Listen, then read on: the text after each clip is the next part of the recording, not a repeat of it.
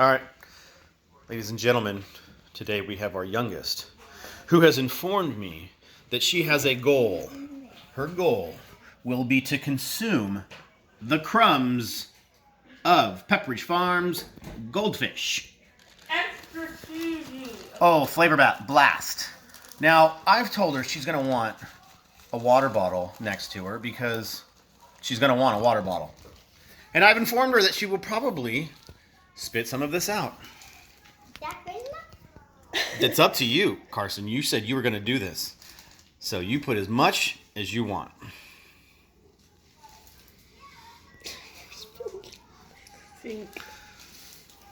Oh boy.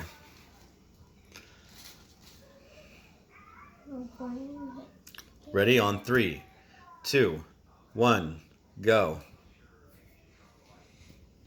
Remember, you wanted this.